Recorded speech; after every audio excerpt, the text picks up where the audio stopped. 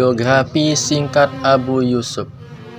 Abu Yusuf merupakan seorang ulama yang hidup pada masa transisi dua kekhalifahan Islam terbesar, yakni pada masa dinasti Umayyah dan dinasti Abbasiyah. Beliau, yakni Abu Yusuf, memiliki nama lengkap Imam Abu Yusuf Ya'qub bin Ibrahim bin Habib al-Ansari al-Jalbi al-Kufi al-Baghdadi. Abu Yusuf lahir di Kufah yang di kala itu kota Kufah terkenal sebagai daerah pendidikan yang diwariskan oleh seorang sahabat besar baginda Nabi Muhammad SAW yang bernama Sayyidina Abdullah bin Mas'ud. Abu Yusuf lahir pada tahun 113 Hijriah atau 731 atau 732 Masehi. Abu Yusuf pernah menetap di Baghdad hingga akhirnya beliau meninggal di sana, yakni pada tahun 182 Hijriah atau tahun 798 Masehi. Abu Yusuf berasal dari suku Bujailah, yakni salah satu suku dari bangsa Arab. Keluarga beliau disebut sebagai Al-Ansari kerana dari pihak ibu beliau masih mempunyai hubungan dengan kaum Ansar. Adapun dalam jejak pendidikannya, Abu Yusuf menjadi salah satu murid yaitu dari imam besar, yakni Imam Abu Hanifah, yakni pendiri mazhab Hanafi. Ini selama 17 tahun. Abu Yusuf juga berguru pada ulama terkemuka yang lain pada masa itu. Di antara guru beliau adalah yang pertama Jalil Al-Ta' bin As-Sabi', yakni yang merupakan seorang tabi'in senior pada masa itu dan memiliki keahlian dalam bidang fikih dan hadis. Adapun gurunya yang kedua adalah Al-A'mas atau nama lengkap beliau Sulaiman bin Mahran.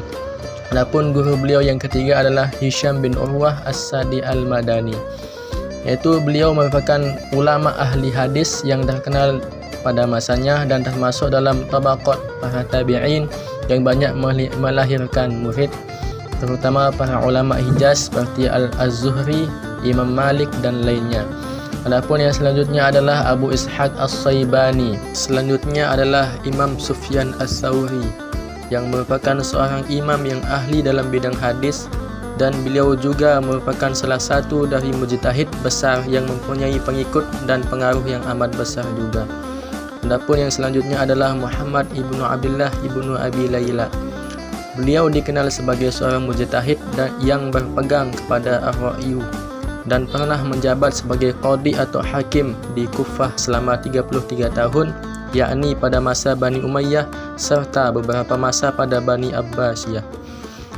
Selanjutnya adalah Sulaiman Al-Tamimi dan Yahya ibnu Sa'id dan lainnya. Masing-masing ulama besar tadi sempat menjadi tempat untuk menimba ilmu bagi Abu Yusuf. Hal ini menunjukkan bahawa minat Abu Yusuf terhadap ilmu pengetahuan sudah kuat sejak beliau masih kecil. Kecenderungan tersebut selalu membuat beliau untuk lebih giat dalam menimba ilmu pengetahuan dari beberapa tokoh yang hidup di masanya itu. Dan hal ini pula lah yang mendorongnya untuk menekuni beberapa kajian, terutama dalam bidang hadis. Meskipun dalam perjalanan pendidikannya mengharuskan beliau untuk mencari nafkah karena kelemahan ekonomi orang tua beliau. Selanjutnya Abu Yusuf tertarik untuk mendalami ilmu fikih, yakni bersama gurunya Ibnu Abi Layla. Kemudian beliau belajar kepada Imam Abu Hanifah yang merupakan pendiri mazhab Hanafi. Setelah itu, setelah melihat bakat dan semangat serta ketekunan Abu Yusuf dalam belajar, guru beliau Imam Abu Hanifah menyanggupi untuk membiayai seluruh keperluan pendidikannya hingga biaya hidup keluarganya. Guru beliau Imam Abu Hanifah sangat mengharapkan agar Abu Yusuf kelak dapat melanjutkan dan menyebarluaskan mazhab Hanafi ke berbagai penjuru negeri. Selain itu, Abu Yusuf mempunyai ikatan yang erat dengan pemikiran fikih Ibnu Abi Layla, yakni sebagai guru dan murid. Akan tetapi pada tataran praktis lebih didominasi oleh corak pemikiran Imam Abu Hanifah yang sebagai sahabat, murid dan guru. Selain itu juga karena corak pemikiran masyarakat kala itu didominasi oleh pemikiran Imam Abu Hanifah. Setelah Imam Abu Hanifah wafat, yakni pada tahun 150 Hijriah atau 767 Masehi, Abu Yusuf menggantikan kedudukan gurunya sebagai muallim atau guru pada perguruan Imam Abu Hanifah selama 16 tahun dan masih konsisten untuk tidak berkomunikasi dengan jabatan pemerintahan, terutama sebagai qadhi atau hakim yang sama prinsipnya dengan guru beliau yaitu Imam Abu Hanifah. Singkat waktu, pada tahun 166 Hijriah atau tahun 782 Masehi, Abu Yusuf meninggalkan kota Kufah dan akhirnya beliau hijrah ke kota Baghdad. Sehingga pada akhirnya beliau menemui Khalifah Abbasiyah yaitu Khalifah Al-Mahdi hingga beliau langsung diangkat sebagai hakim di Baghdad Timur. Panggilan populer beliau adalah Qadhi Al-Qudah atau Hakim Agung, yaitu jabatan yang diembannya pada masa kekuasaan Khalifah Harun Ar-Rasyid sebagai ketua para hakim yang pertama di masa Daulah Abbasiyah.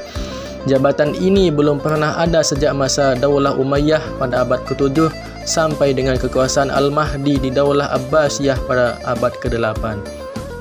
Jabatan beliau ini memang pantas beliau terima dikarenakan keluasan keilmuan beliau. Selain itu juga kepribadian beliau sangat disenangi oleh Khalifah Harun Ar-Rasyid. Khalifah Harun Ar-Rasyid menyatakan bahawa Abu Yusuf adalah seorang ulama yang memiliki keluasan ilmu fikih, memiliki kepribadian ilmiah yang teguh dan konsisten. Hingga pada akhirnya Abu Yusuf dan beberapa murid Imam Abu Hanifah lainnya terus menyebarkan fikih mazhab Hanafi sampai akhir hayat beliau. Abu Yusuf wafat pada tahun 182 Hijriah. Sebelum beliau wafat, beliau sempat bermunajat kepada Allah Subhanahu wa taala.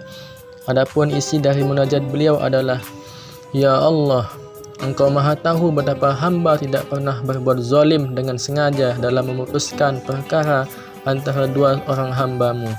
Hamba telah berijtihad dalam menetapkan hukum sesuai dengan apa yang terdapat dalam kitab-Mu dan sunnah Nabi-Mu sallallahu alaihi wasallam. Setiap ada masalah yang rumit bagi hamba, hamba jadikan Abu Hanifah menjadi penetap hukum antara aku dan engkau." Abu Yusuf meninggal dunia dan seluruh kaum muslimin berduka pada hari itu. Sahabatnya Abu Ya'qub Al-Harimi berkata, "Pada hari ini telah wafat seorang pakar fikih. Semoga Allah merahmati Abu Yusuf dan menempatkannya di dalam surganya yang luas. Amin amin ya rabbal alamin." Karya-karya tulis dari Abu Yusuf. Sebagai seorang ulama yang alim, tentunya beliau memiliki beberapa karya tulisan. Meskipun beliau disibukkan sebagai murid, guru, hingga menjadi seorang qadhi atau hakim besar, Abu Yusuf masih sempat menulis berbagai buku yang berpengaruh besar dalam memperbaiki sistem pemerintahan dan penyebaran mazhab Hanafi. Adapun karya-karya beliau yaitu yang pertama, Kitab Al-Athar. Dalam kitab ini memuat hadis-hadis yang diriwayatkannya dari ayah dan gurunya, yaitu Imam Abu Hanifah. Dari hadis-hadis tersebut yang memiliki sanad atau silsilah yang sampai kepada Rasulullah Shallallahu Alaihi Wasallam, ada juga yang sampai kepada sahabat dan ada juga yang sampai kepada tabi'in. Di dalamnya juga dijelaskan tentang ikhtilaf atau perbedaan pendapat dengan gurunya sendiri, yaitu Imam Abu Hanifah, serta mengenai pendapat beliau sendiri dan mengenai sebab-sebab terjadinya perbedaan pendapat tersebut. Adapun karangan beliau yang selanjutnya adalah Kitab Al-Ikhtilaf Abi Hanifah wa Ibnu Abi Layla. Dalam kitab ini dikemukakan antara pendapat Imam Abu Hanifah dan Ibnu Abi Layla serta perbedaan pendapat di antara mereka. Tidak terlepas juga di dalamnya membahas tentang kritik keras Imam Abu Hanifah terhadap ketetapan peradilan yang dibuat oleh Ibnu Abi Layla dalam memutuskan perkara. Selain itu juga dalam kitab ini memuat dalil-dalil nas dan logika Imam Abu Hanifah secara terperinci. Adapun yang selanjutnya adalah kitab Ar-Ra' ala Syi'ar Al-Auza'i. Dalam kitab ini memuat perbedaan pendapat beliau dengan pendapat Abdurrahman Al-Auza'i tentang perang dan jihad, termasuk juga di dalamnya bantahan-bantahan beliau terhadap pendapat Al-Auza'i. Adapun karangan beliau yang selanjutnya adalah Kitab Al-Kharaj.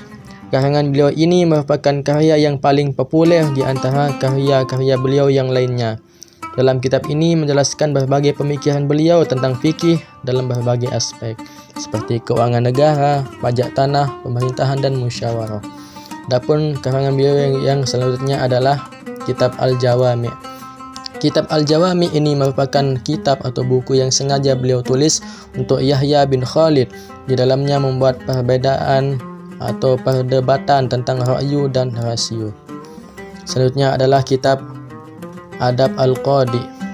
Dalam kitab ini menjelaskan secara rinci tentang adab, etika atau perbuatan-perbuatan yang harus dimiliki oleh seorang qadi atau hakim. Karena menjadi seorang hakim yang agung tentunya memiliki beban berat yang harus dipikul atau dimiliki oleh seorang hakim. Oleh karena itu, ada etika yang harus dimiliki karena seorang qadi atau hakim merupakan suatu panutan bagi masyarakat. Selain itu, menurut Ibnu Nazim, masih banyak lagi karya-karya tulis beliau yang lainnya, seperti kitab As-Salah yang membahas tentang salat, kitab Az-Zakat yang membahas tentang zakat, kitab As-Siyam yang membahas tentang puasa, kitab Al-Bai' yang membahas tentang jual beli, kitab Al-Faraid yang membahas tentang hukum waris, dan kitab Al-Wasiyah tentang wasiat. Baik, itulah sekilas biografi dari Imam Abu Yusuf yang merupakan seorang qadi atau hakim sekaligus pakar ekonomi Islam. Semoga kisah beliau tadi menginspirasi kita untuk selalu menuntut ilmu.